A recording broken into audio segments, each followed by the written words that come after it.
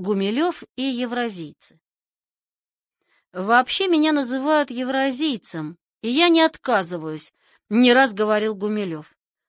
Трудно найти его интервью, где речь не заходила бы о евразийцах и евразийстве. А еще прежде, в интервью газете «Молодежь Якутии» Гумилев заявил прямо: «Я евразиец».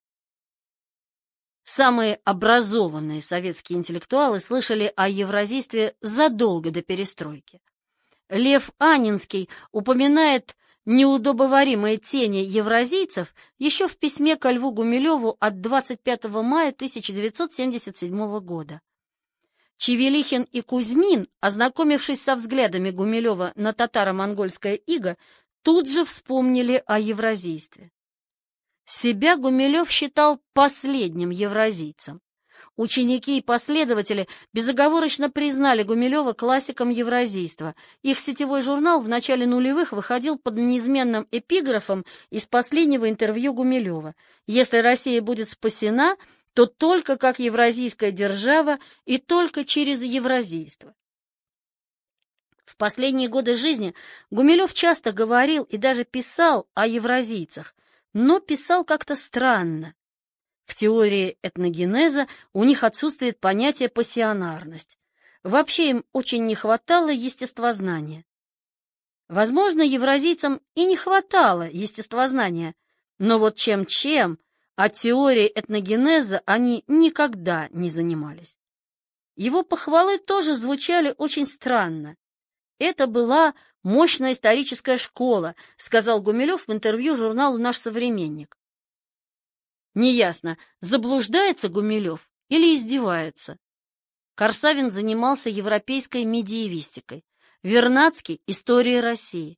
Их взгляды на историю совершенно различались. Какая уж тут историческая школа, не считать же евразийцами американских учеников Георгия Вернадского. Первой прочитанной мною евразийской книгой было историческое исследование Хара Давана о Чингисхане.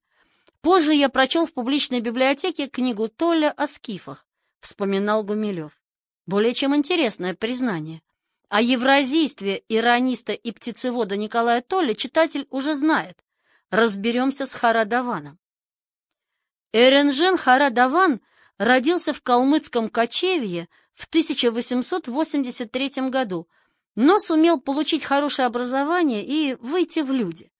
Он учился сначала в Астрахани, а затем в Петербурге, в военно-медицинской академии, а диплом получил в Казанском университете. В 1920 году он вместе с остатками Белой армии покинул Россию. В истории Хара Даван остался как основатель первого в Европе буддийского храма в Белграде и автор довольно основательного исследования «Чингисхан как полководец и его наследие. Культурно-исторический очерк Монгольской империи XII-XIV веков. Белград, 1929». Книга Хара Давана импонировала евразийцам, ведь там прославлялся образ монгольского завоевателя, которого Савицкий будет позднее называть «великим и суровым отцом нашим». Влияние монгольской государственности на российскую калмыцкий историк-любитель тоже признавал. Однако сам Хара Даван к евразийскому движению не принадлежал. Если не считать Толля и Хара Давана, Гумилев упоминал только трех настоящих евразийцев – Георгия Вернадского, Петра Савицкого и князя Николая Трубецкого. Имен Сувчинского, Флоровского, Корсавина он никогда не называл. Не найти в трудах Гумилева и ссылок на работы правоведа Николая Алексеева. Несмотря на некоторую общность, взгляды Гумилева и евразийцев чаще расходились, причем расходились в самых важных для евразийства практических вопросах. Евразийцы включали в евразийскую нацию или многонародную личность все народы Советского Союза, а Гумилев насчитал в СССР по меньшей мере 7 суперэтносов. Гумилев практически не касался политических взглядов евразийцев и их государственно-правовой теории. Он даже не упоминал политологические статьи Савицкого, а статье Трубецкого об идее правительницы идеократического государства писал довольно туманно.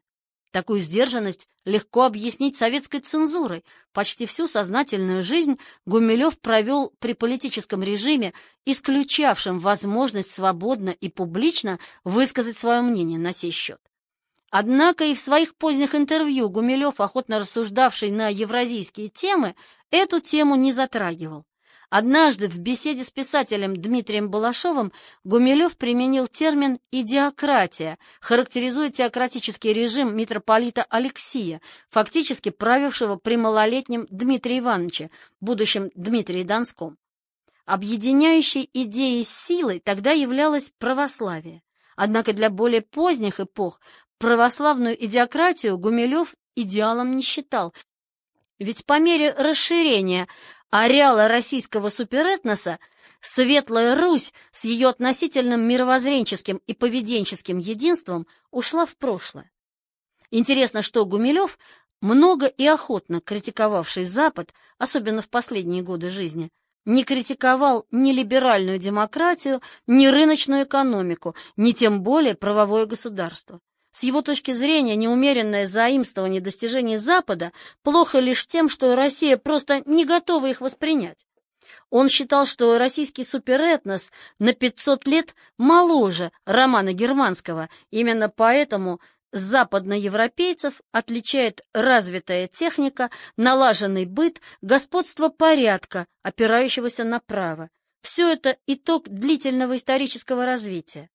Вопрос о государственном строе и форме правления был для него вообще мало интересен. Здесь он очень далек от евразийства. При всем своем европоненавистничестве Гумилев не присоединялся и к евразийской критике католицизма, вовсе игнорировал богословские вопросы, так занимавшие евразийцев. А если бы евразийцы узнали о настоящих взглядах Гумилева на религию, то никогда бы не признали в нем своего. Так был ли Гумилев евразийцем? Смотря что считать евразийством. Если к евразийцам причислять всех сторонников русско-тюркско-монгольского братства, то, конечно, был. Если считать евразийством политическую идеологию, созданную русскими эмигрантами в Праге, Вене и Париже, то, конечно, не был. В старости Гумилеву идеология была совершенно неинтересна. Змей Тугарин. Для Гумилева евразийство было не политической идеологией, а образом мысли. Он пытался доказать, будто Русь — это продолжение Орды, а многие русские люди — потомки крещеных татар. Последние 15 лет жизни он потратил на доказательство этой идеи. Русские ученые еще с XIX века спорили о роли монголов в истории русской государственности. Карамзин и Костомаров признали влияние Золотой Орды, а Соловьев считал, что это влияние ограничилось бесчисленными потерями и разрушениями, которые причинили ордынцы русской земле.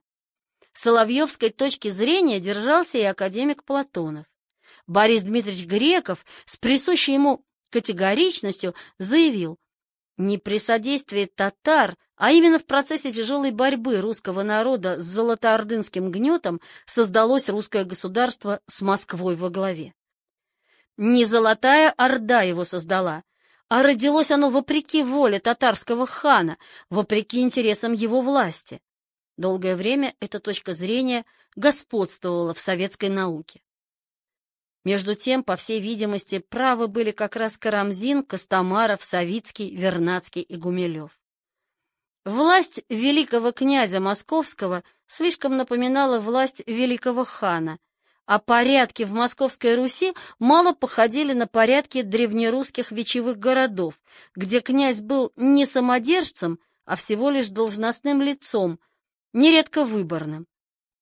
Символично, что отороченная мехом золотая шапка, которой до XVIII века венчали русских царей, не имела отношения ни к императору Константину Мономаху, ни к Владимиру Всеволодовичу Мономаху, а, вероятно, была изготовлена ювелирами Бухары, Самарканда или Казани где-то на рубеже XIII-XIV веков. Но история страны и народа намного шире истории государства. а русская культура начала складываться задолго до нашествия Батыя. Да и традиции Золотой Орды со временем слабели, сменялись новыми, пришедшими из Европы идеями, модами, вкусами. Московский Кремль строили итальянские и русские, а не татарские архитекторы. Дворцы и сады Петербурга, Царского Села, Павловска, Ораниенбаума создавали итальянцы, немцы, шотландцы, французы. Какой евразиец найдет в истории русской культуры монгольского Монферрана? Но культуру Гумилев называл техносферой, царством мертвых вещей и овеществленных идей. А как же быть с живыми народами, с тем самым евразийским братством, о котором писал Николай Трубецкой, который много лет защищал Лев Гумилев? Представление о евразийском единстве, появившееся в XX веке в умах русских европейцев, воскресли в сознании советских интеллигентов, разочаровавшихся в коммунизме, потрясенных распадом страны, сумгаитским погромом, войной в Нагорном Карабахе, триумфом национализма в Прибалтике и на Украине, в Закавказье и Ферганской долине. В 90-е годы как будто повторилась коллизия начала 20-х, евразийством решили заменить коммунизм. Сергей Борисович Лавров болезненно переживал распад Советского Союза, повальное распространение русофобии, агрессивное западничество, презрение к национальным интересам. Лавров и его единомышленники видели в евразийстве оправдание и объяснение ушедшей империи, а главное идейное и даже научное обоснование строительства новой империи. Жизнь без империи, как тогда казалось, лишилась смысла. Отсюда и популярность экстравагантных геополитических построений, в которых русские почему-то оказывались наследниками не Владимира Святого и Ярослава Мудрого, а Тюнь-Юкука и Бумын-Кагана или Бату-хана и Менгу-Тимура. Между тем современники Куликовской битвы, их сыновья и внуки совсем иначе смотрели на историю и геополитику Куликовской битвы. «Пойдем, братья, в северную сторону, удел сына Ноева Афета, от которого берет свое начало православный русский народ. Взойдем на горы киевские, взглянем на славный Днепр, а потом и на всю землю русскую. И после того посмотрим на земли восточные, удел сына Ноева Сима, от которого пошли хинови, поганые татары, басурманы. Вот они-то на реке накаяли и одолели род Афетов. С той поры земля русская невесела. От Калкской битвы до Мамаева побоища тоской и печалью охвачена, плачет, сыновей своих поминая, князей и бояр, и удалых людей, которые оставили дома свои, жен и детей, и все достояние свое, и, заслужив честь и славу мира этого, головы свои положили за землю русскую и за веру христианскую, писал автор «Задонщины». Гумилеву так и не удалось подвести под евразийство научную основу. В древних тюрках Гумилев оставался прежде всего ученым, историком. Его книга доказывает, что объективных причин для объединения у евразийских народов не было. Степные племена боролись с агрессией тюрков всеми силами. Вот как сам Гумилев описывает сражение между тюрками и тюргешами в Ватюкенской черне, 697 год. Ожесточение при войне было сильным, не щадили ни женщин, ни детей, их обращали в позорное рабство или просто убивали. В эхе Куликовской битвы, черной легенде, от Руси до России, в блистательной, увлекательной и даже научной книге «Древняя Русь и Великая степь» Гумилев все больше приносил науку в жертву своей искренней, бескорыстной и рациональной любви к монголам. Михаил Ардов вспоминал один свой разговор с Гумилевым. Зашла речь о стихотворении Алексея Толстого «Змей Тугарин». Лев Николаевич знал его наизусть. Я помню, как он читал мрачные пророчества, которые Змей Тугарин, приплывший от Черного моря, возглашает в Киеве, на пиру у князя Владимира. И начал он петь на неведомый лад, владычество смелым награда. Ты, княже, могучий, казною богат, и помнит ладьи твои дальний Царьград. Ой, Лада, ой, ладушки Лада! Но род твой не вечно судьбою храним, настанет тяжелое время, обнимут твой Киев и пламя, и дым, и внуки твои будут внукам моим держать золоченое стремя. Певец продолжает. Смешна моя весть, и вашему уху обидно? Кто мог бы из вас оскорбление снесть? Бесценное русским сокровище честь, их клятва, да будет мне стыдно. На вече народном вершится их суд, обиды смывает с них поле, но дни, погодите, иные придут, и честь, государе, заменит вам кнут, а вече — каганская воля. Но тот продолжает, осклабивши пасть.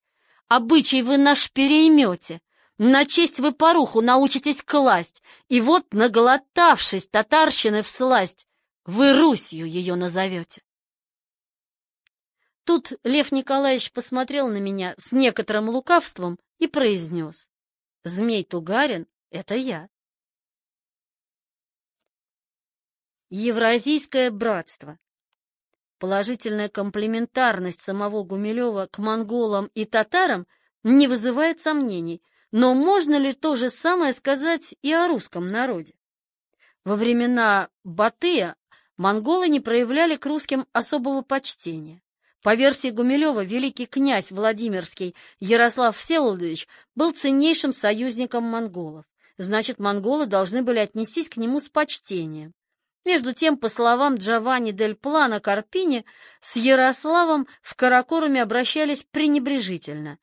Знатный муж Ярослав, великий князь Руси, а также сын царя и царицы грузинских и много великих султанов не получали среди них никакого должного почета, но приставленные к ним татары, какого бы то низкого звания они ни были, шли впереди их и занимали всегда первое и главное место, а наоборот, часто тем надлежало сидеть сзади зада их.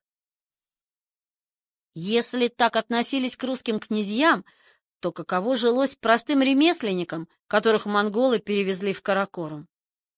Гумилев писал, будто бы ненависть к татарам появилась не во времена Батыева нашествия и не в благословенные годы русско-татарского симбиоза, то есть в самые страшные, беспросветные времена татаро-монгольского ига, а много позднее, в конце XIV века, когда узурпатор Мамай стал налаживать связи с католиками против православной Москвы. Так ли? Ростовские князья одно время были татарофилами. В 1238 году Ростов сдался татаро-монгольскому войску без сопротивления, поэтому не был разорен, как Владимир или Старая Рязань. И это не преминул отметить и Гумилев, разумеется, с похвалой. Татары и позднее охотно приезжали в Ростов. Именно там поселился царевич Петр Ордынский, первый чингисид, который принял православие, основал в Ростове монастырь и вообще отличался такой набожностью, что со временем был канонизирован православной церковью. Но даже в Ростове народ не поддерживал коллаборационизм своих правителей. В 1289 году ростовчане взбунтовались против татар, ограбили и выгнали их из города. В 1327 году жители Твери куда страшнее расправились с послом самого хана Узбека Чолханом, Шевкалом, Щелканом Дудентьевичем. Этот посол довел тверичей до такого ожесточения, что они, не побоявшись ханского гнева, сожгли самого Чолхана, а гостей ординских старых и новопришедших, и же с Щелканом Дуденевич пришли, еще не бишася, но всех из секоша, а иных из топиша, а иных в костры дров складша, сожгоша.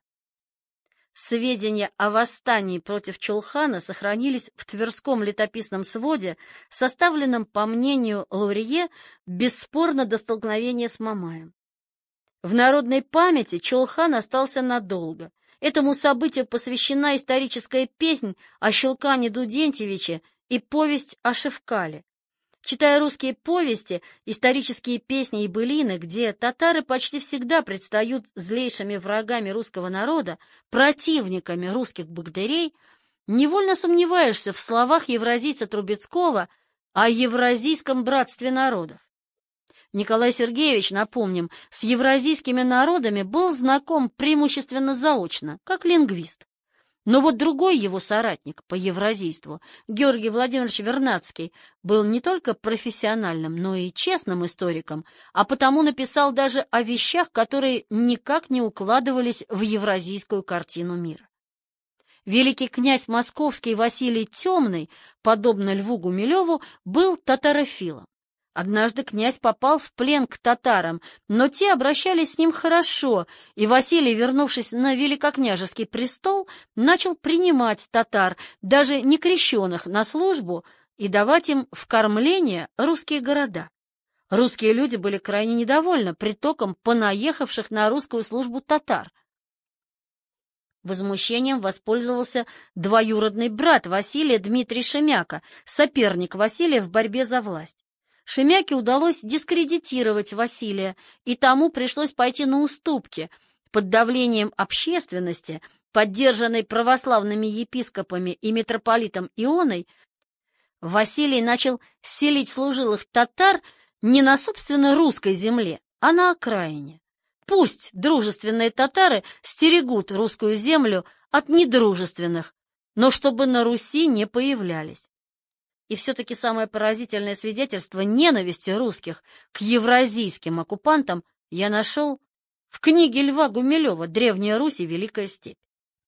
Гумилев доказывал, что русские в годы Батыева нашествия воевали плохо, вели себя недальновидно и друг другу не помогали. При этом он так увлекся, что поведал миру поразительную историю. Передаю слово великому ученому. Мой покойный друг, профессор Тимофей Фрисовский, рассказал мне по детским воспоминаниям, что около Козельска есть село Поганкино, жители которого снабжали провиантом монголов, осаждавших злой город. Память об этом событии была в XX веке настолько жива, что козляне не сватали поганкинских девиц и своих не отдавали замуж в Поганкино. Козельские краеведы считают, что Тимофей Фрисовский перепутал название, но деревня с такой дурной репутацией и в самом деле существует, только называется она Дешевки. Название же трактуется так, будто жители задешево продались Батыю и снабжали его войско необходимыми припасами. Существует и легенда о глупой девке или бабе, которая за дешевый подарок, бусы или зеркальце, показала монголам тайный ход на другой берег Жиздры. Эта легенда жива и теперь, хотя о половом бойкоте давно уже нет и речи. Попробуем оценить это и в самом деле невероятное явление. Осада Козельска — это весна 1238 года. В 1611 году поляки сожгли Москву, огромный и богатый город. В 1612 году Москву освободило земское ополчение под командованием князя Пожарского. События грандиозные, в самом деле исторические, и происходили они 400 лет назад. Давно? Давно, но все же намного ближе к нам, чем осада Козельска. И что же? Когда в 2005 году власть учредила государственный праздник День народного единства в честь победы русского ополчения, россияне просто не поняли, о чем идет речь. В 1941 началась самая страшная, самая великая война, которую только вел наш народ. Никогда ее не должны были забыть. Однако же теперь все чаще встречаются студенты, которые путают Вторую мировую с Первой мировой и даже не знают, что такое Сталинградская битва. С каждым годом таких все больше, а ведь прошло каких-то 70 лет. Еще живы десятки тысяч ветеранов той Великой войны. А жители Козельска помнили Батыево разорение более 700 лет. И более 700 лет презирали трусов и предателей, помогавших врагу в XIII веке. Конечно, память народная не всегда справедливый судья, но может ли историк и этнолог ее игнорировать? И случайно ли из памяти народной татары со временем вытеснили половцев, печенегов, черных клобуков и других степняков? Все степные кочевники стушевались здесь и уступили одному образу — татарского хана и его подручных, писал академик Греков.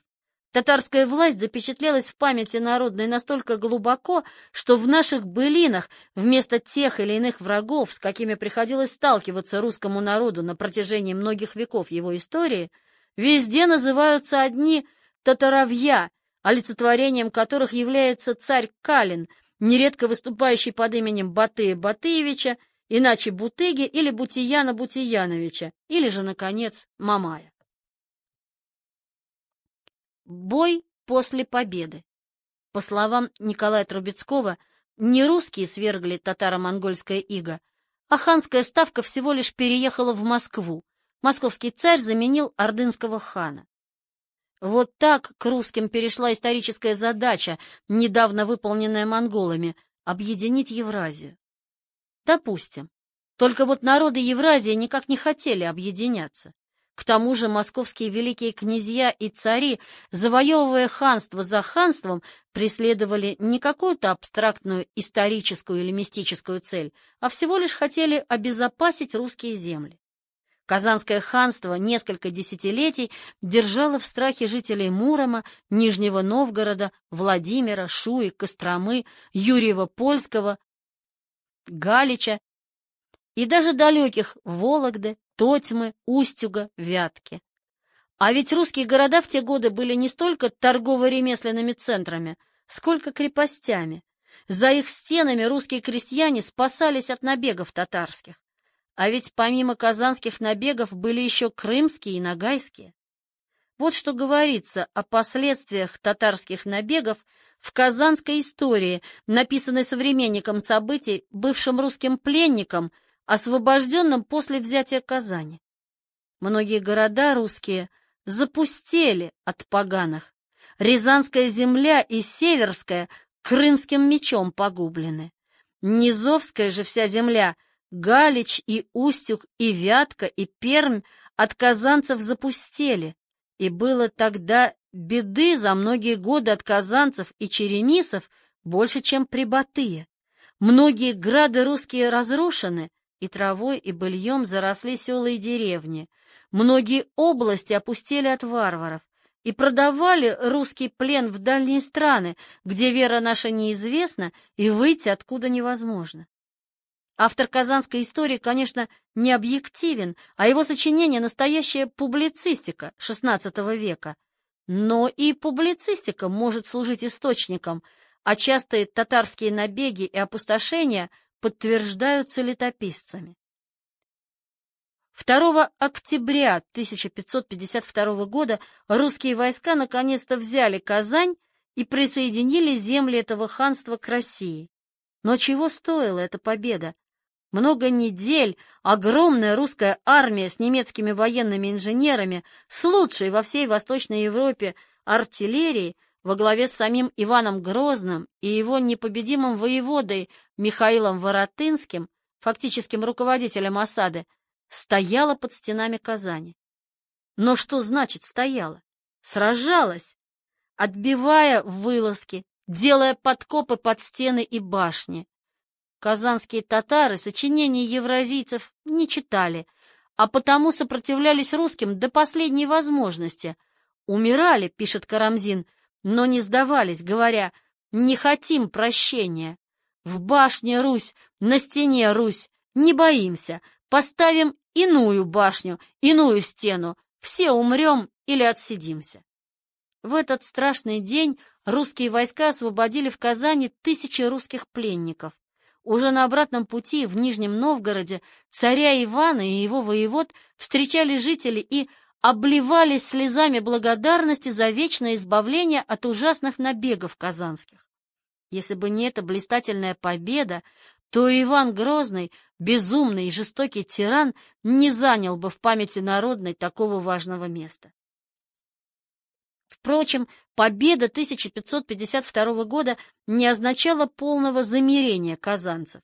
Вскоре татары и черемисы, марийцы, восстали, и царю вновь пришлось послать своих лучших воевод Андрея Курбского, Ивана Шереметьева, Даниила Адашева, Ивана Мстиславского с карательной экспедицией. После взятия Казани нужно было еще 5 лет опустошительной войны, чтобы усмирить все народы, прежде от нее зависевшие, писал Сергей Соловьев в своей фундаментальной истории России. Но еще в 30-е годы XVII века татар под страхом смертной казни не допускали в Казанский Кремль, стратегически важный объект, где располагался русский военный гарнизон. Лев Николаевич историей после XV века почти не занимался, когда же ему приходилось в лекциях или в своей последней книге рассказывать о событиях XVI, XVII, XVIII веков, то ошибался он чаще обыкновенного.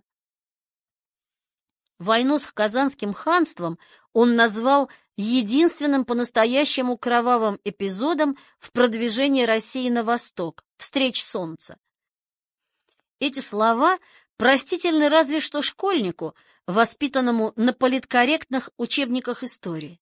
Между тем, только покорение Урала и Западной Сибири заняло около 2 веков. Оно началось задолго до Ермака, во времена князей Ермолая-Верейского и Михаила Пермского, а закончилось уже в первой половине XVII века, когда погибли последние сыновья Кучума, поднимавшие против русских восстание за восстанием. Впрочем, башкирские восстания XVIII века служили кровавым эпилогом к выигранной русскими битве за Урал. Последнее из этих восстаний совпало с Пугачевщиной. Гумилев полагал, будто сибирские народы, манси, ханты, тунгусы, не вступали в борьбу с русскими, и сделал из этого заведомо ошибочного утверждения ошибочный вывод. Очевидно, ни одна из сторон не давала повода для конфликта. Боюсь, Гумилев ничего не знал о воинственных жителях мансийских государств, созданных на Пелыме и Конде. Между прочим, еще в 1956 году Савицкий посоветовал Гумилеву почитать литературу о Мансе, об их военных успехах, о достаточно развитой исторической жизни обитателей бассейна Оби. После падения Казанского и Астраханского ханств прежние враги в самом деле широкой рекой потекли на русскую службу. Далеко не все уже принимали крещение, многие служилые татары оставались мусульманами. Иван Грозный, вообще щедрый к чужеземцам, охотно раздавал им русские земли.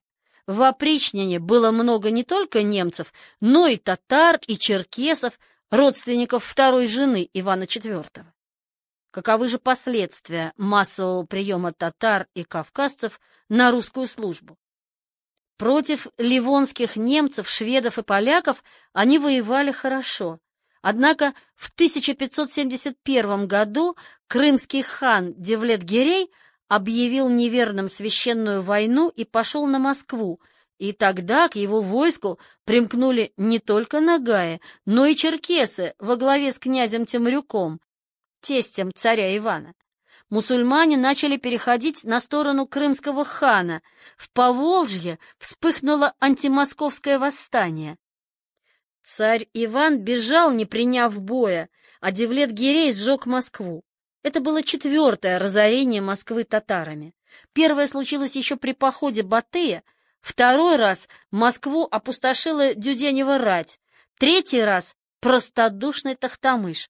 На следующий год крымский хан снова отправился на Москву, но был разбит Михаилом Воротынским. С тех пор южная граница России еще 2 века находилась под угрозой татарских набегов. В смутное время крымцы доходили до Боровска и Домодедовской волости. Последний набег крымских татар на русскую землю случился в царствовании Екатерины Великой в январе 1768 года. Правда, дальше Новороссии крымцев не пустили. Вдумаемся в этот поразительный факт. Вторая половина XVIII века. В Европе давно уже эпоха просвещения. Парижане охотно раскупают энциклопедию наук, искусств и ремесел. В театрах идут пьесы Вольтера. господа в напудренных париках и расшитых золотом камзолах обсуждают сочинение Дидро. Джеймс Кук вступает на землю Новой Зеландии. В Аяччо у Карла Буонапарте и Летиции Ромолино рождается сын, который получит итальянское имя Наполеона, а за полгода до него в Москве родился будущий баснописец Иван Андреевич Крылов. В Москве уже существует университет. Его основоположник Михаил Васильевич Ломоносов только недавно скончался в почете и славе. А на далекой теперь южной границе Руси татары сжигают крестьянские хаты, захватывают в плен сильных работящих мужчин и прекрасных юношей и девушек, вяжут их веревками и отправляют в Крым, чтобы затем с выгодой перепродать. Как будто во времена, если не Батыя, то Девлет-Гирея. Под стенами Казани и у русских, и у казанцев была своя правда, но никогда не существовало в реальности и той самой идиллии Евразийского братства, о котором так охотно писали Николай Трубецкой, Петр Савицкий и Лев Гумилев. Татары уже давно живут в мире и дружбе с русскими людьми, и кто же будет спорить с тем, что современные русские, украинцы, монголы, узбеки, казахи должны с уважением относиться друг к другу, вместе работать, дружить, сотрудничать, но и не впадать в гибельный самообман. Рассчитывать стоит на разум, на общность интересов, на сложившиеся традиции добрососедства, а не на абстрактное евразийское братство. Изучать же межэтнические отношения надо добросовестно, не утаивая ни хорошего, ни дурного, не прятать правду от читателя, не обманывать и не обманываться самим. А розовые очки евразийства нам лучше выбросить навсегда. Гибель империи. Лев Гумилев умирал вместе со страной, напишет Сергей Лавров в последней главе своей книги «Лев Гумилев. Судьба и идеи». Сергей Борисович не был профессиональным литератором, писал суховато, скучновато, но иногда находил удачные, запоминающиеся образы. Вот и здесь он взял верный тон. Перестройка. Все рушится. Бездарные демократы развалили Советский Союз. Откуда ни возьмись, подняли головы злобные националисты и начали рвать на части советское государство. А Гумилев умирал под скрип отравленного критического пера Александра Янова, одной из гнуснейших фигур импортно-российской публицистики. Незабытый, но не понятый. Верна ли эта картина? Конечно, верна, ведь она передает мысли и чувства самого Сергея Лаврова. Но коммунист, бывший партсекретарь, депутат Верховного Совета СССР, член фракции «Союз», которая противостояла либералам из межрегиональной группы, смотрел на жизнь иначе, чем герой его книги. Ведь Лев Гумилев появился на свет совсем в другой стране. Коммунистический режим был враждебен Гумилеву. Он мог с ним мириться, приспосабливаться, но советская власть оставалась ему чужда и враждебна. Все-таки с 1918 года, а мне было 6 лет, все, что я помню, это жизнь вне нормы. Это чудовищно, то, что было, говорил он Айдеру Куркчи. Перестройку Гумилев оценивал по-своему. Не стоило бы гроша наша жизнь, если не надежда на перемены. Как и многие, я верил в перестройку, ждал ее, рассказывал Гумилев в интервью журналу «Природа и человек». Сейчас русские патриоты уже забыли, что самые первые годы перестройки стали временем надежд не для одних западников и либералов. В августе 1986 года правительство отказалось от проекта поворота рек. Большая и бесспорная победа в долгих и, казалось, безнадежных войнах с Минводхозом и Академией наук. Антиалкогольная кампания, которую будут проклинать виноделы и пьяницы, была вовсе не фарсом, не примером начальственного идиотизма. В 1985-87 годах резко сократилась мужская смертность. Десятки тысяч мужей и отцов, интеллектуалов и работяг не погибли в пьяных драках, с пьяну не попали под колеса легковушек и грузовиков, не скончались от перепоя. Зато резко увеличилась рождаемость. Женщины тоже надеялись, что пришли хорошие времена, когда для детей найдутся новые квартиры, а протрезвевшие мужья будут приносить домой всю зарплату. В 1988-м Русская Православная Церковь отмечала тысячелетие крещения Руси, и власть стала понемногу снимать те ограничения, что десятилетиями сковывали церковь. Впервые со времен Великой Отечественной верующим начали возвращать храмы. Разрешили звонить в колокола, и теперь по еще вполне советским городам разносился радостный колокольный звон. Он и в самом деле был радостный. Я в то время не верил в Бога, но помню, как приятно было слышать звон церковных колоколов рядом с храмом, тогда единственным в моем родном городе. Константин Иванов с присущей ему жаждой деятельности быстро включился в новое дело. Он убеждал ректора ЛГУ, академика Станислава Меркурьева, вернуть верующим университетский храм апостолов Петра и Павла, открыть его для богослужений. Ректор, убежденный атеист, ответил: «Только через мой труп». Свое слово ректор сдержал. 2 года спустя, после смерти Меркурьева, в храме начали совершать богослужения. Ни Иванов, ни Гумилев не дожили до этих дней. Как же Гумилев должен был оценивать перемены? Гумилев решил, что русский народ, а вместе с ним и весь российский суперэтнос, вышел из фазы надлома. Началась инерционная фаза этногенеза, сравнительно благоприятная для развития экономики, науки, искусства, культуры. Гумилеву казалось, будто он успел увидеть на своем веку конец этой фазы и начало нового времени, для России и русских времени спокойного, благополучного, счастливого. Вспомните, я первым назвал появление у нас в Питере нового Августа и его императрицы, Горбачевых. История этногенеза постучалась в наши заколоченные окна, и я постарался открыть истории дверь. Я видел в 85-м году в телевизоре нормальное лицо говорящего человека, и я понял, что спазм в этногенезе заканчивается, что я вижу обывателя в высоком значении слова. Мне стало ясно, наступает этнический плавный переход в покой. Наступает инерционная фаза. Лев Николаевич вообще был оптимистом. Между тем, именно Лев Гумилев предсказал распад Советского Союза. Я же вам сказал еще в 1972 году, что Русская империя начнет разлагаться, разламываться, правильно, по краям суперэтносов. Правда, я много раз слышал, как ученые хвастались сбывшимися прогнозами, хотя не было никаких доказательств, что они когда-то делали эти прогнозы.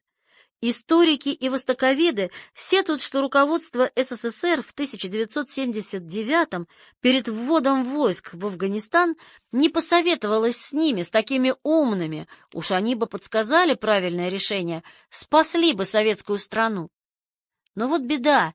Все прогнозы сделаны постфактум, спустя много лет после исторического решения Политбюро. Это все равно, как предсказывать результат футбольного матча, досмотрев его до конца. А что все эти мудрецы думали в 1979-м, никто не знает. Но случай Гумилева совершенно иной, ведь его слова подтверждаются независимым источником. Из воспоминаний Ольги Тимофеевой, в 1972-м посещавшей лекции Гумилева на географическом факультете ЛГУ. Однажды, говоря о расцвете и гибели могучей древней империи, он объяснил, что в течение нескольких столетий, благодаря таланту полководцев, отлично обученной и прекрасно вооруженной армии, одна страна сумела завоевать и подчинить себе много других стран, населенных чуждыми по языку и обычаям народами. Порабощенные народы из страха быть поголовно истребленными внешне выражали верноподданнические настроения по отношению к завоевателям, а втайне копили ненависть и мечтали о свободе. И как только власть в стране завоевателя ослабевала, подневольные народы восставали, обретали свободу, и огромная империя разваливалась на куски.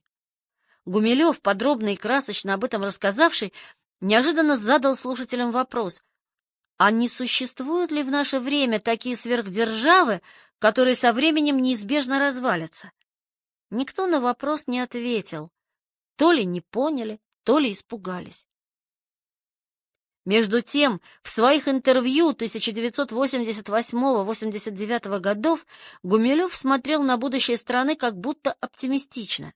Когда его спрашивали, как же быть с межнациональными конфликтами, Гумилев отвечал так же, как, наверное, ответил бы каждый второй интеллигент: надо уважать чужие обычаи и нравы, не навязывать своих, не обижать национальные меньшинства, тогда все как-нибудь устроится.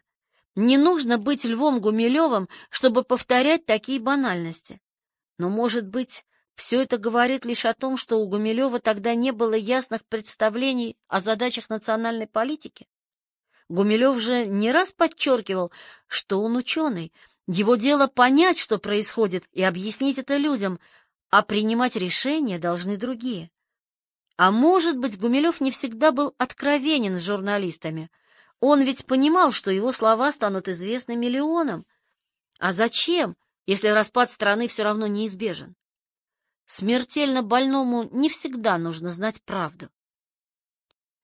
Сам Гумилев, предсказав распад в 1972-м, повторил свой прогноз в 1986-м.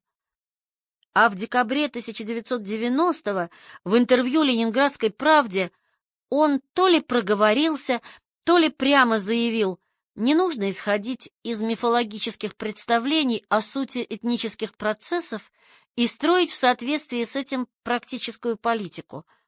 Не нужно заставлять всех жить вместе.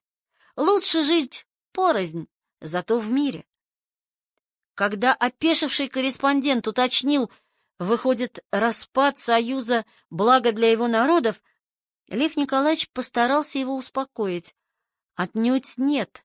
Говоря порознь, имею в виду не государственное устройство. Оно может быть любым, и от этого мало что зависит.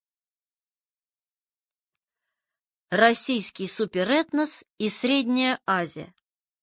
В распаде СССР не все вписывалось в картину, нарисованную Гумилевым. Он считал, что империя начнет распадаться по краям суперэтносов. Значит, верил, что хотя бы часть союзных республик останется с Россией. К российскому, евразийскому суперэтносу Гумилев причислял не только русских и украинцев, но и казанских татар, казахов, киргизов, узбеков и других. В качестве неопровержимого доказательства он приводил свой лагерный опыт. Вместе с русскими и восточными украинцами обедали вместе казахи, татары, башкиры, хакасы, зато прибалты и даже западные украинцы держались особняком. Но все-таки очень давние этнографические заметки одного крайне субъективного наблюдателя вряд ли можно считать надежным доказательством. Видимо, евразийские убеждения, точнее, бескорыстная любовь к татарам и казахам, мешали Гумилеву провести трезвый научный анализ, опираясь на свою же собственную теорию этногенеза. Между тем события в стране вписывались в теорию этногенеза, но совершенно опровергали евразийство. Первый межнациональный конфликт произошел не в Прибалтике и даже не в Нагорном Карабахе, а в Якутии. Молодежная ссора на катке переросла в трехдневную драку между русскими и якутами. Затем студенты-якуты пошли на демонстрацию под лозунгами «Якутия для якутов» и «Долой русских». Избили русского милиционера и призывали разгромить здание республиканского МВД. При этом в шовинизме демонстранты обвиняли именно русских и припоминали им завоевание Якутии.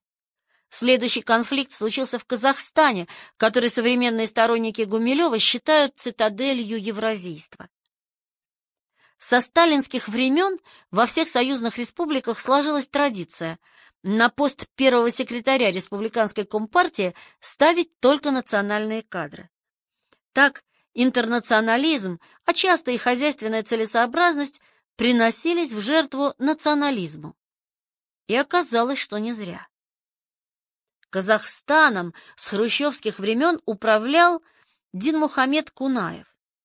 Он Горбачеву не нравился, человек прошлого, и Михаил Сергеевич решил его отправить на пенсию, о чем предупредил самого Кунаева. Тот подчинился партийной дисциплине, но подготовил для Горбачева ловушку, в которую тот и угодил. Кунаев сказал Горбачеву, слабо разбиравшемуся в казахских национальных кадрах, что сейчас среди казахов нет достойного кандидата на столь высокий пост, и посоветовал назначить кого-нибудь из русских. Выбор пал на опытного хозяйственника Геннадия Колбина. Как только стало известно о кадровых перестановках, в Алма-Ате вспыхнули волнения.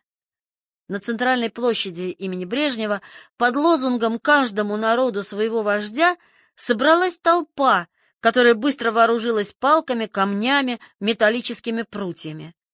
Их вскоре пустили в ход против милиции и сотрудников КГБ, пытавшихся разогнать митинг. Беспорядки продолжались 4 дня. Порядок навели только введенные в город внутренние войска и поднятые по тревоге курсанты училища МВД. В отличие от Якутска, в Алма-Ате появились уже и жертвы — 1200 раненых и 3 погибших. Гумилев ничего не говорил об этих событиях, никак их не комментировал. Он всегда доказывал, будто народы Средней Азии — природные друзья русских. Доказательств приводил всего 3. Во-первых, он сам легко находил общий язык с казахами, узбеками, таджиками. Во-вторых, Средняя Азия вполне имела возможность отделиться от России, потому что обе железные дороги, соединявшие юг страны с Москвой, были перерезаны. Одна Дутовым, другая мусаватистами в Азербайджане, однако даже попытки такой не было сделано. А в-третьих, казахские жузы, союзы племен, добровольно присоединились к России. Но личный опыт — слишком слабый аргумент, ведь сам же Гумилев подчеркивал, что комплементарность — явление статистическое. Что до второго аргумента, то перед нами самый настоящий самообман. Все было как раз наоборот. Хивинское ханство и Бухарский эмират объявили о своей независимости. В состав Советской России стремилась войти провозглашенная в Ташкенте Туркестанская республика. Но кто ею руководил? Вот состав военно-революционного штаба Туркестанской Советской Республики.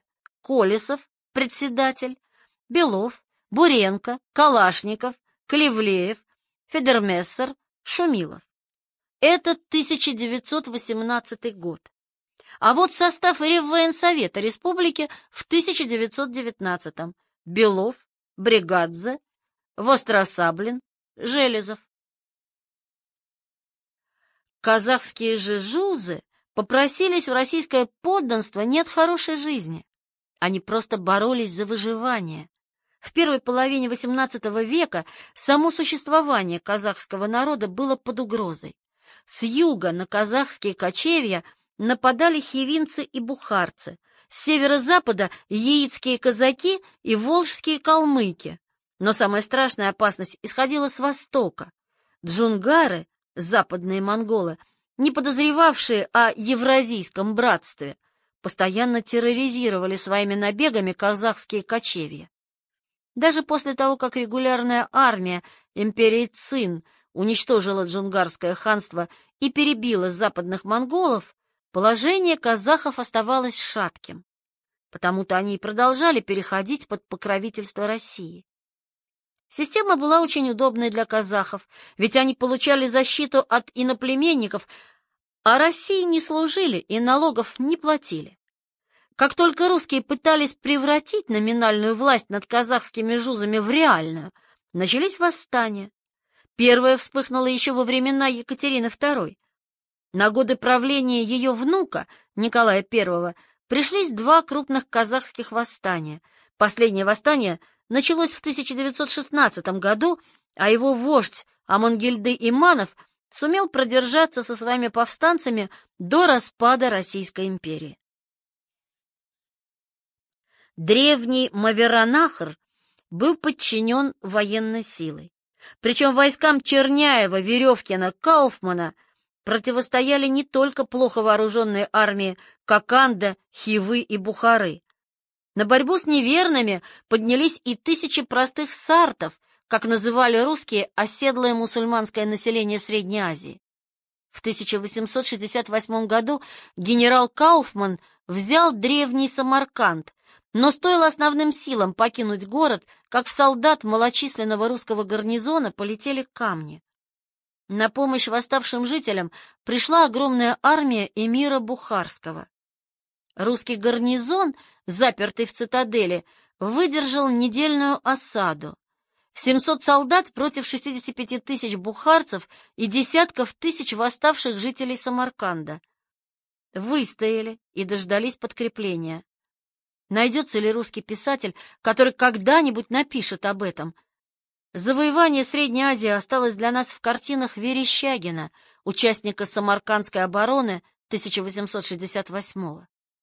Все это напоминает завоевание англичанами Индии, с той лишь разницей, что британцы в Индии сказочно обогатились, а России ее новые владения приносили одни расходы.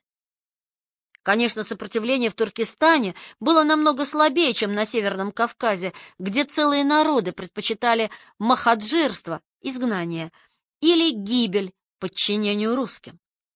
В Средней Азии были долгие периоды мирной и сравнительно безопасной жизни. Крепкая власть белого царя обеспечила мир и порядок в стране, еще недавно страдавшей от беспрестанных междоусобных войн. Русские принесли в Среднюю Азию современную медицину и европейскую технику. Уже в советское время нищий Туркестан, где смертность едва ли не превышала рождаемость, превратился в процветающую землю с богатыми кишлаками и красивыми современными городами. Но чем все это закончилось? Гумилев не дожил до трагедии русского населения Средней Азии, а сведения о бегстве русского населения из «евразийского» в кавычках Казахстана были государственной тайной. Историк Пихоя пишет, что только с 1979 по 1988 из Казахстана выехали в Россию около 400 тысяч русских. Но разве Гумилев ничего не знал о грандиозном восстании 1916 года? Киргизы, казахи, дунгане, сарты нападали на русские селения, мужчин убивали, обычно забивали палками насмерть, а женщин и детей захватывали в плен. Восстание было подавлено, около 500 000 человек переселилось в Китай, спасаясь от репрессий. Главной причиной туркестанского восстания считается земельный вопрос. Власть отнимала землю у местных жителей, в особенности у кочевых казахов и киргизов, и передавала их русским поселенцам, что не могло не вызвать возмущения и даже ненависти. Поводом к восстанию стала мобилизация мужчин на строительство оборонительных сооружений. Сартам и киргизам далекая Первая мировая война была совершенно непонятна и не нужна, ведь германцев и австрийцев они в глаза не видели. Но ведь была и еще одна причина.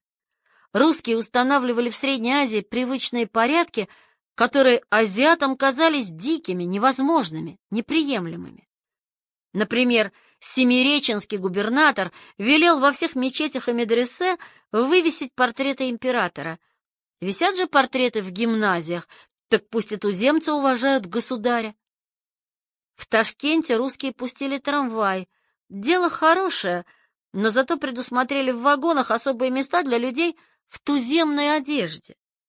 Примечание. Интересно, что трамвайный апартеид возродился на рубеже 80-х и 90-х, только теперь русские и узбеки поменялись местами. Случалось, что в Ташкенте водитель переполненного автобуса просил всех русских выйти, чтобы автобус смог продолжить движение. Е. Семенова. На эпической войне. Москва, 2010 год, страница 75. Конец примечания.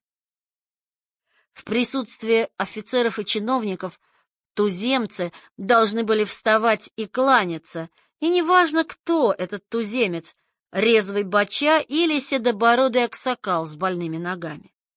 После того, как Туркестан объявили на военном положении, туземцам запретили продавать железнодорожные билеты. Но ведь перед нами тот самый конфликт этнических традиций, что описан Гумилевым еще в древних тюрках, хуннах в Китае, тысячелетия вокруг Каспия. И дело не только в надменности и недальновидности царских чиновников. Конфликты вспыхивали и между простыми людьми.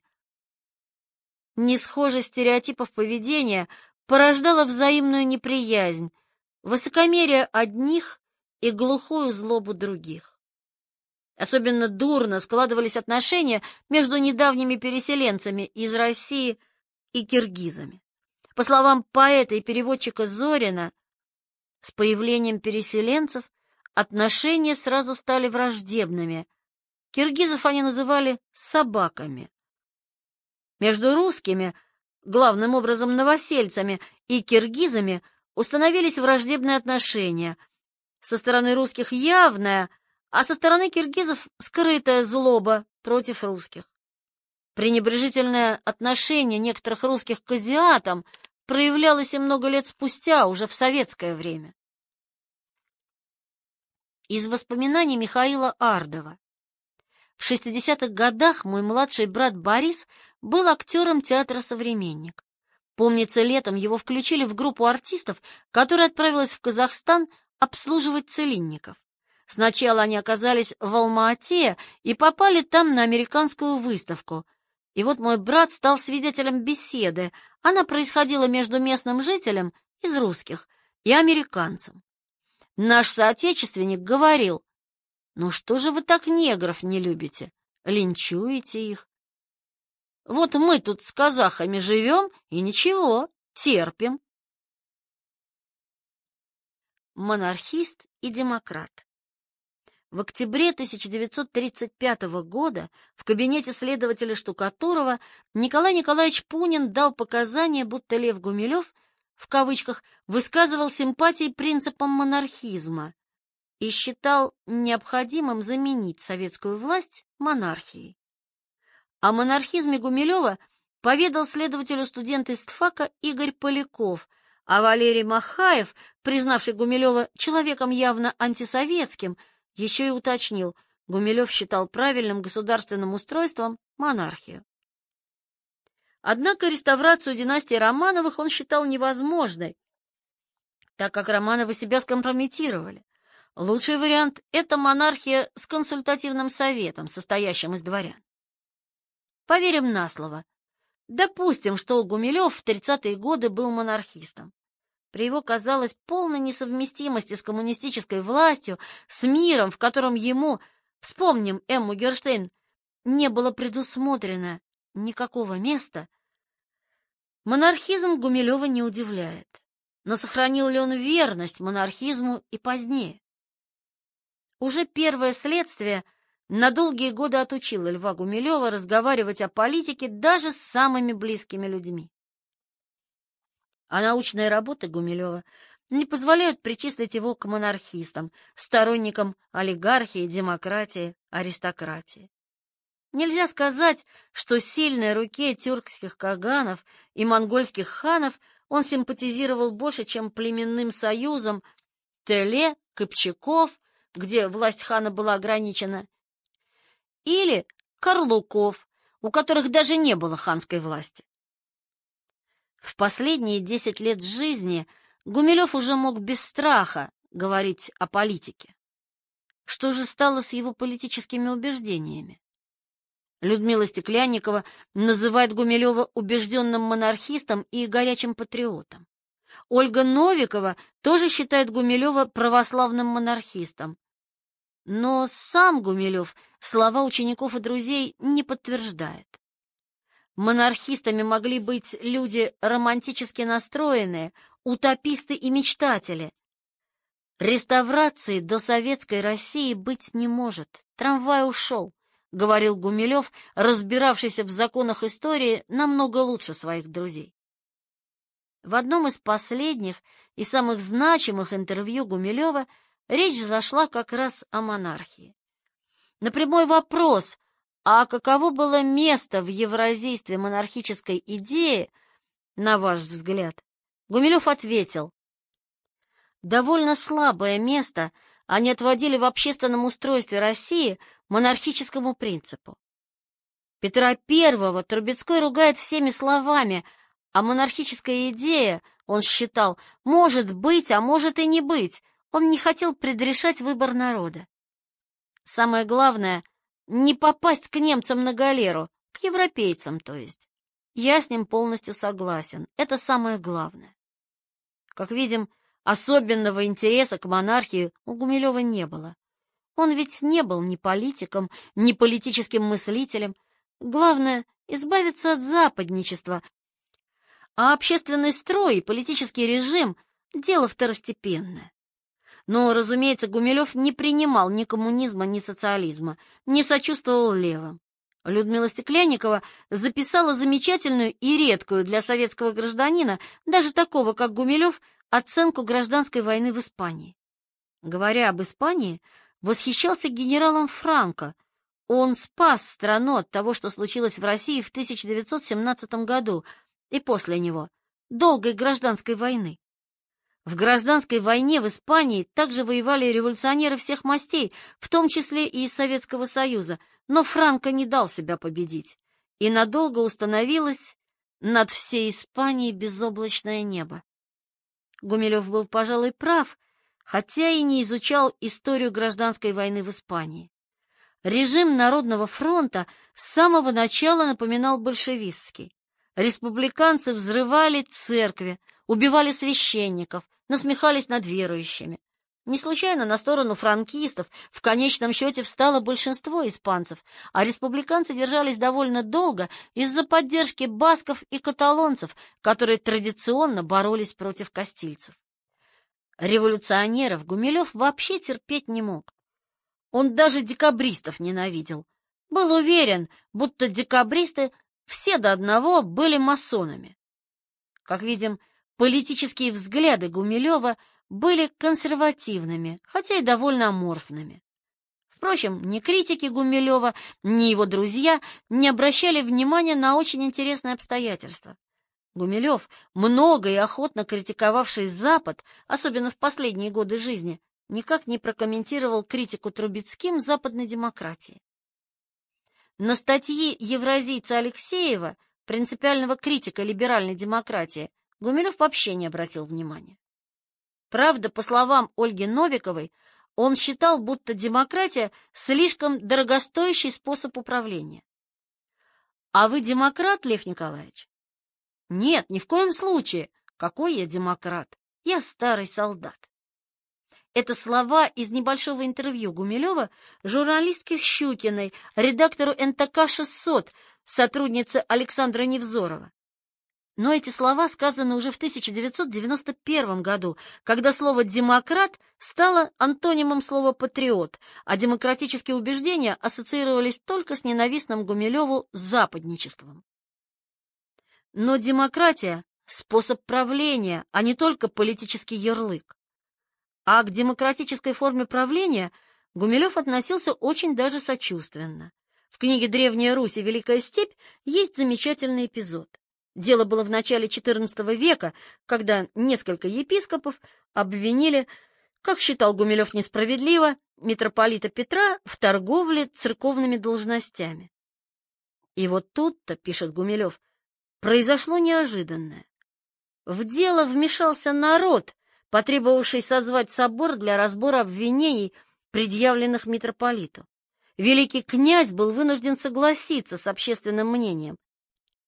На собор в Переяславле-Залесском явились не только епископы, но также игумены, монахи, священники и миряне. Обсуждение окончилось полным оправданием митрополита. Если это не церковная демократия, то что же?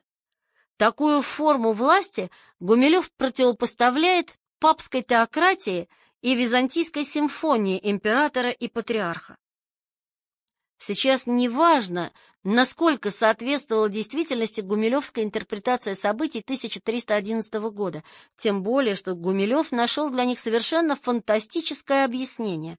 Оказывается, церковную демократию принесли на Русь так любимые Львом Николаевичем крещеные татары и татарские жены. Будто бы христиане Центральной Азии не привыкли слепо подчиняться велениям патриарха, митрополита, епископа. Миряне и простые священники будто бы сами решали важные церковные вопросы. И вот во времена русско-татарского симбиоза татары и принесли русским новый стереотип поведения. Разумеется, перед нами еще одно сочинение Льва Николаевича, не подкрепленное историческими источниками. Но сейчас интереснее другое.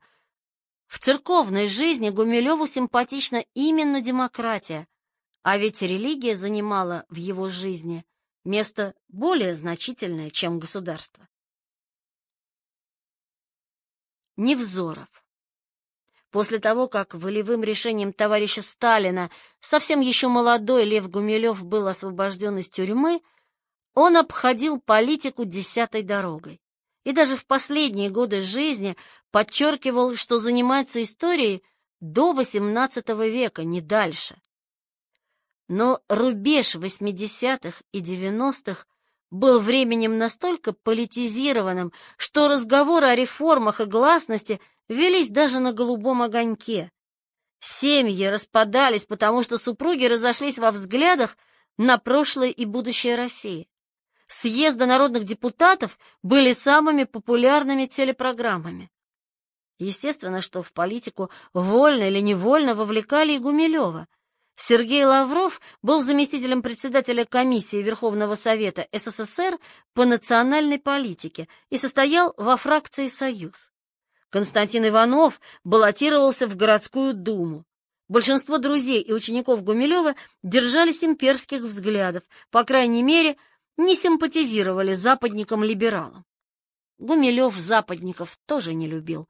Даже Ярослав Мудрый получил от историка негативную оценку за свою прозападную династическую политику и за поход на православный Константинополь. Но политика XII века интересовала Гумилева намного больше современной. К тому же он боялся аберраций близости, распространенного заблуждения, когда мелкие, незначительные события раздуваются современниками до масштабов вселенских. Он не ввязывался в современные конфликты и старался уйти от прямых вопросов. Главное — не попасть к немцам на галеры, не утратить национальной самобытности, не слиться с европейским миром. Все остальное неважно. Пожалуй, больше других откровенностей от Гумилева добился Александр Невзоров. Человек редкого таланта, своего рода уникум, как будто воплотивший лучшие и худшие черты репортера, Невзоров стал телезвездой сначала ленинградского, а затем и всероссийского масштаба. Масштаб всесоюзный уже перестал существовать. В январе 1991-го он снял фильм под названием «Наши». Фильм состоял из 5 частей, которые выходили с 15 января по 2 февраля 1991-го. Особенно сильное впечатление произвели первые 2 серии «Башня» и «Болеслав», посвященные захвату советскими ОМОНовцами и спецназовцами Вильнюсского телецентра. Еще в 1990 году Литва объявила о своей независимости. Только год спустя власть попыталась навести порядок. Председатель КГБ Владимир Крючков вспоминал, как в конце декабря 1990 года на совещании у Горбачева было принято решение применить силу против экстремистов в Латвии и Литве.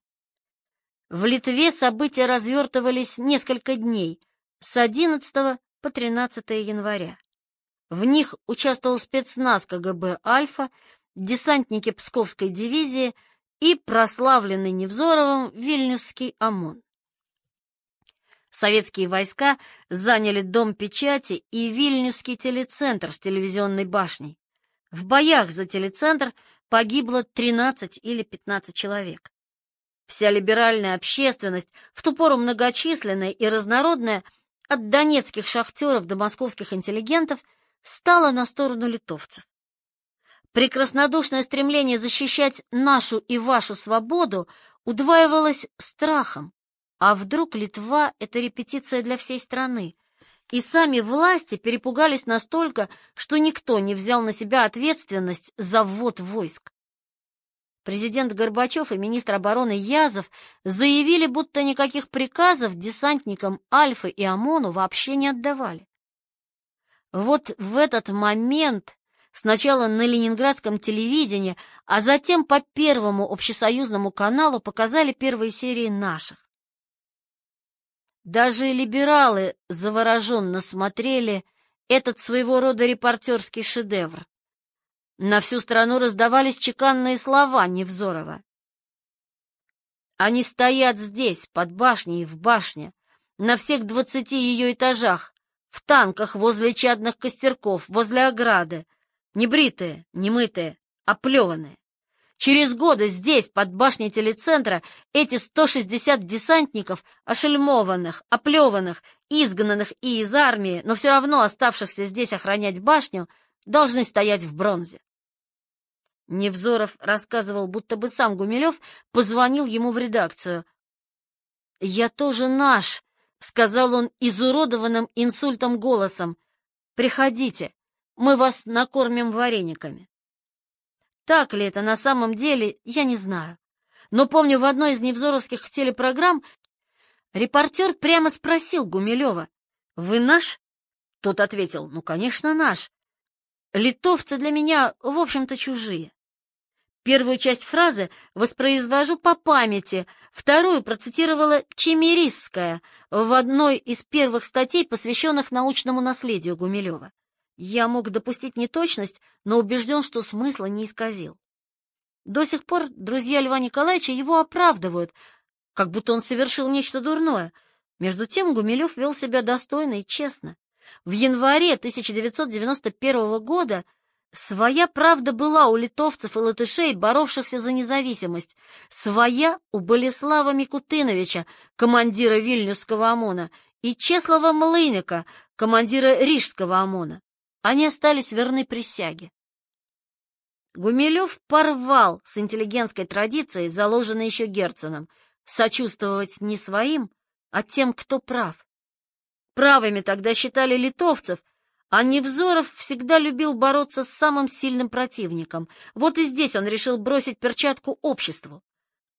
Но ведь нельзя сказать, что Гумилев пошел у Невзорова на поводу. Деление на наших и не наших фундаментально, и пассионарная теория Гумилева невозможна без этого деления. Но тогда, в 1991-м, поступок Гумилева не понял даже единокровный брат. Арест и полгода спустя попрекал Льва Гумилева. Из письма ареста Высоцкого Льву Гумилеву от 24 августа 1991 года. «Как же случилась с тобой метаморфоза? Неужели толпы стукачей, которыми ты, по твоим же словам, был постоянно окружен, так изменили твои убеждения?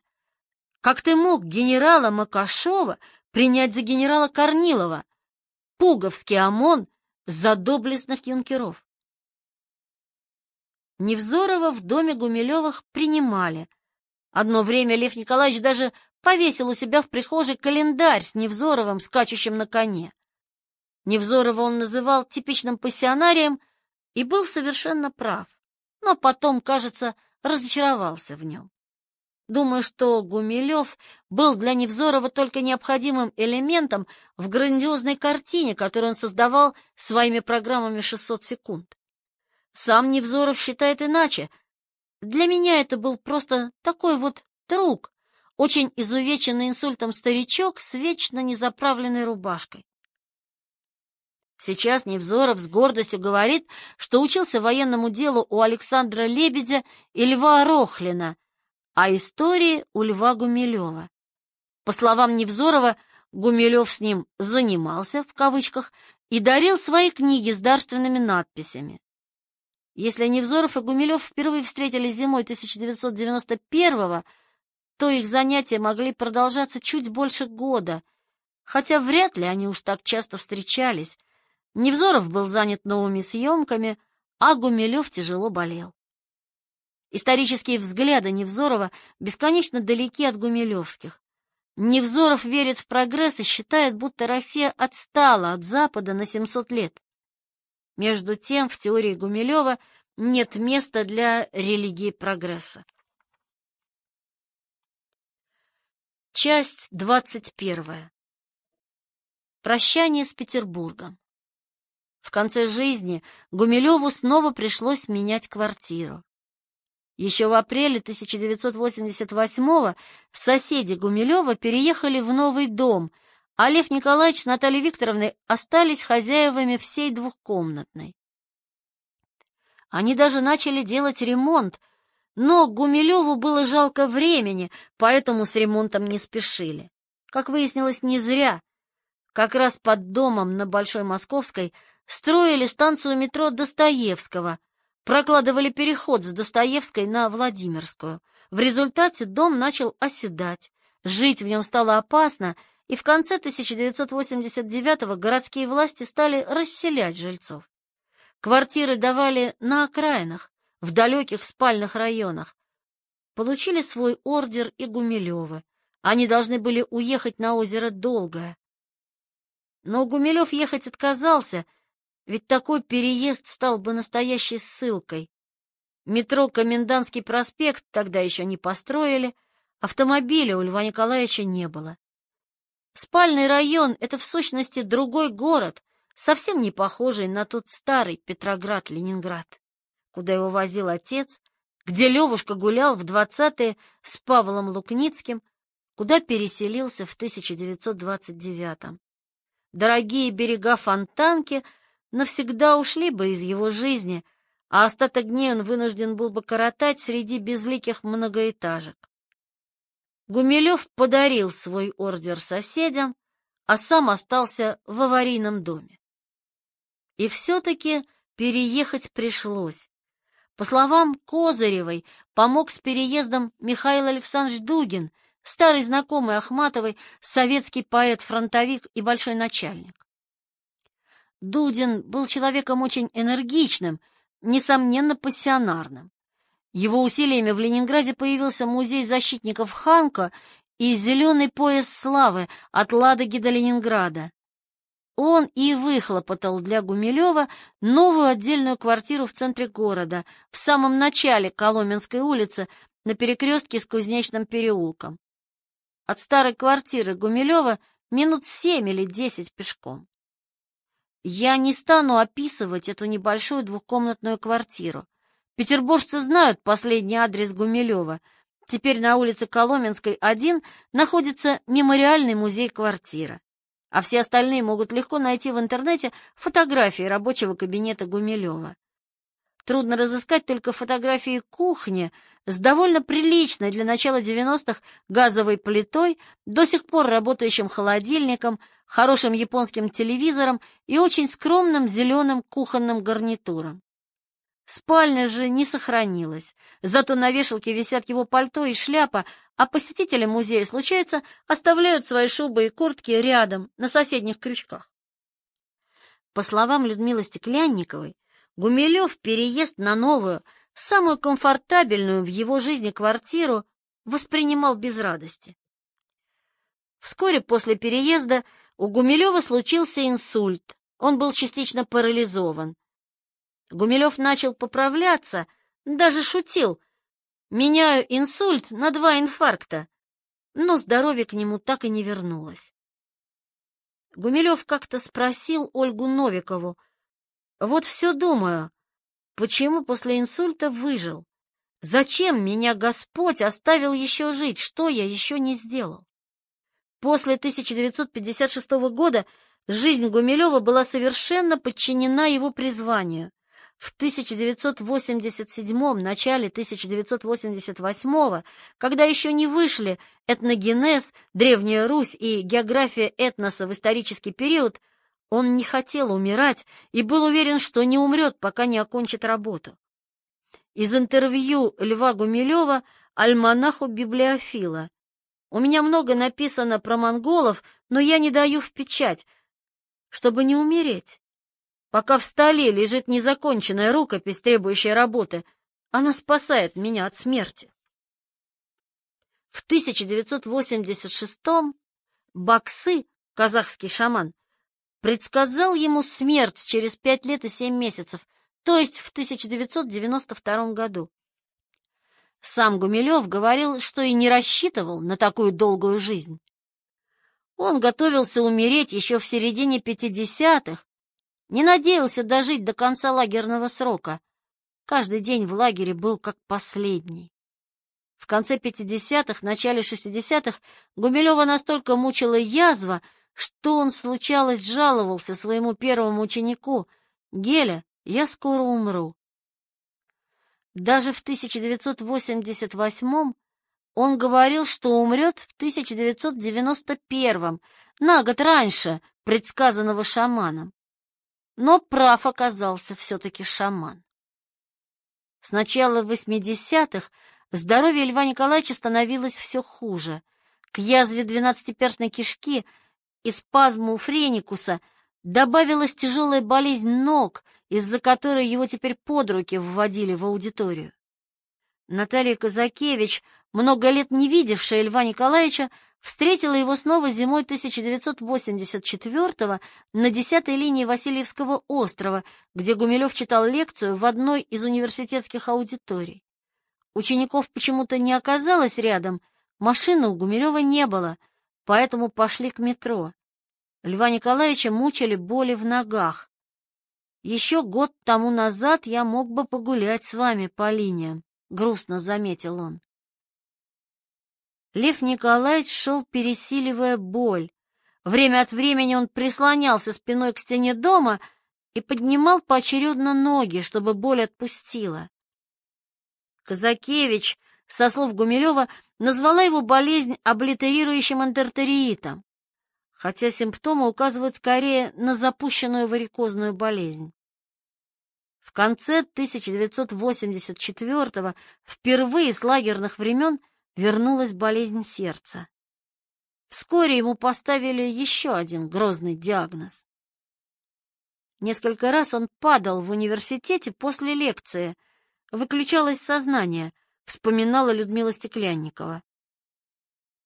1 июня 1987 года Гумилев вышел на пенсию, но продолжал числиться на геофаке ведущим научным сотрудником-консультантом. Осенью 1990-го в Таврическом дворце Гумилев прочел свою последнюю лекцию. 40 минут он рассказывал об этногенезе русского народа, но после лекции ему стало хуже. Силы его оставили. Ему приходилось подолгу лежать. Диагностика и лечение осложнялись недоверием Гумилева к врачам, особенно к врачам университетской и академических поликлиник. Несколько раз он сбегал из стационаров. Однажды, видимо, решив обмануть врачей-убийц, он отправился на Московский проспект в местную поликлинику, к которой был приписан лет 20 назад. И врач простой районной поликлиники поставила ему верный диагноз – сахарный диабет. На большинстве фотографий тех лет Гумилев довольно полный человек, но Ольга Новикова вспоминает, что Лев Николаевич, случалось, резко худел, потом снова полнел, что характерно для этой болезни. Язва и диабет требовали строгой диеты, а Гумилев, проголодавший полжизни, диету не соблюдал, что тоже должно было ускорить неизбежный конец. Гумилеву присылали приглашения из Франции, Венгрии, Монголии, Казахстана, но сил на далекие путешествия уже не оставалось. В последние годы жизни Гумилев ездил по Ленинграду, прощался с городом, показывал ученикам места, где жил, гулял, работал много лет назад. С женой и друзьями, как и прежде, приезжал в любимые южные пригороды Ленинграда. Природа Карельского перешейка ему не нравилась, Только июль-август 1991-го он провел в поселке Солнечном, Оллила, известном своими дюнами и песчаными пляжами на берегу Финского залива, неподалеку от Репина, знаменитой Kokkola. Как и Ахматова в последние годы жизни, Гумилев и на отдыхе не оставался один. Помимо Натальи Викторовны приезжали друзья, составлявшие его ближнее окружение. На даче в Солнечном их застал августовский путч. Все, кроме Гумилева, были взволнованы. По словам Ольги Новиковой, когда стало известно об аресте Лукьянова, Гумилев выкурил Беломорину и кратко сказал: «Статья 58-я «Измена Родине». Нам рекомендовали не волноваться. Следующая волна — русская».